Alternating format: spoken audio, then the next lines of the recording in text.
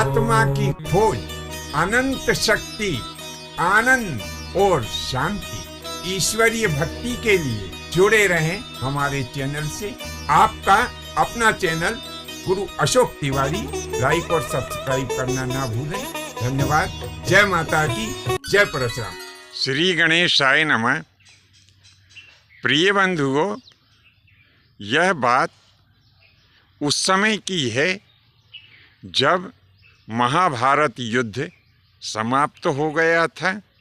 अब क्योंकि उसी दिन महाभारत का युद्ध समाप्त हुआ था, तो संध्या के समय सभी सेनाएं जो पास में अपने तंबू इत्यादि लगे हुए थे, उनमें विश्राम करने लगी।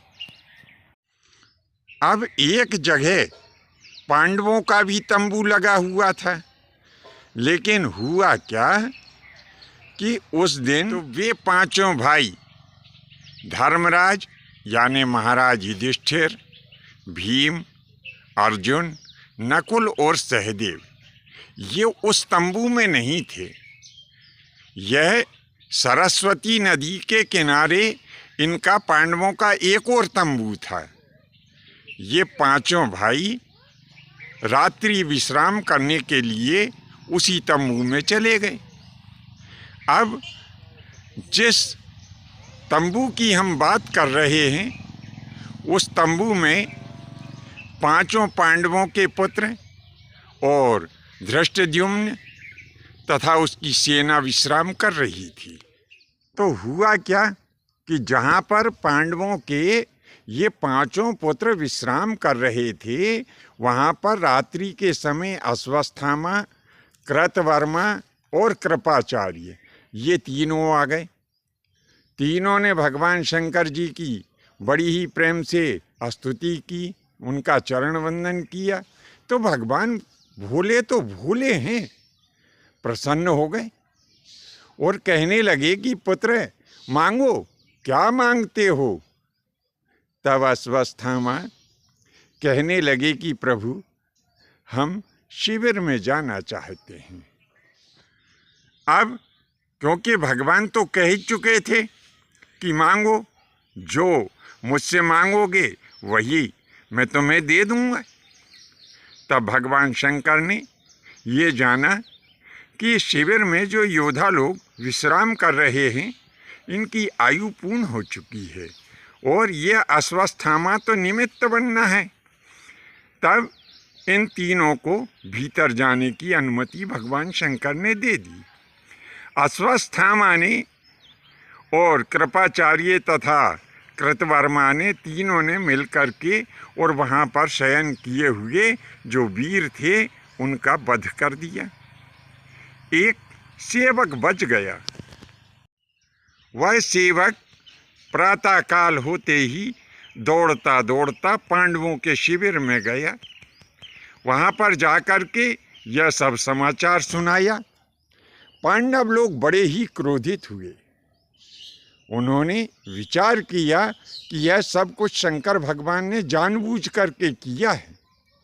तब तो वे सभी अपने अस्त्र शस्त्र को संभालते हुए भगवान शंकर के पास में आ गए और भगवान शंकर को युद्ध के लिए ललकारने लगे।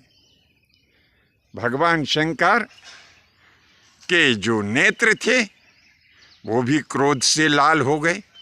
दोनों तरफ से अस्त्र और शस्त्र चलने लगे। पांडव लोग जो भी अस्त्र और शस्त्र चलाते, वह सब भगवान शंकर जी के शरीर में प्रवेश कर जाते थे। पांडवों के सभी अस्त्र और शस्त्र भगवान शंकर जी के शरीर में प्रवेश कर गए। तब भगवान शंकर जी ने अपना पाशुपात अस्त्र पांडवों के लिए जैसे ही उठाया, उसी समय भगवान श्री कृष्णचंद्र जी महाराज वहाँ पहुँच गए।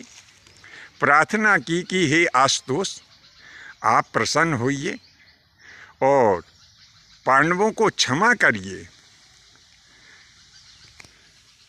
इनके जो अस्त्र शस्त्र आपके शरीर में प्रवेश कर गए हैं, प्रभु कृपा करके वे अस्त्र और शस्त्र इन्हें लौटा दीजिए, मैं आपसे प्रार्थना करता हूँ। तब भगवान शंकर ने कहा कि केशव सुनो, मेरा क्रोध कभी खाली नहीं जाता है। अस्त्र शस्त्र तो मैं तुम्हारे कहने से इन्हें वापस किए देता हूँ, परंतु मैं इन्हें श्राप देता हूँ कि इन्हें कलयुग में फिर से जन्म लेना पड़ेगा। विंध्य क्षेत्र में एक महोबा नाम का नगर होगा। उस नगर में यह वीर वनाफरों के नाम से प्रसिद्ध होंगे और इनके अलग अलग नाम भी होंगे। इनकी सहायता के लिए हे केशव, तुम्हें भी पृथ्वी के ऊपर जन्म लेना पड़ेगा। तब भगवान श्री कृष्णचंद्र जी महाराज सहित पांचों पांडवों ने भगवान शंकर जी के उस श्राप को शिरोधार्य किया। भविष्य में यही पांचों पांडव और भगवान श्री कृष्णचंद्र जी महाराज महोबा नाम के नगर में प्रकट हुए। अब कौन किसका अवतार था, इस विषय को लेकर के हम आगे के भाग में पुनः उपस्थित होंगे। तब तक के लिए आज्ञा दीजिए। धन्यवाद। जय माता की, जय परशुराम जी की।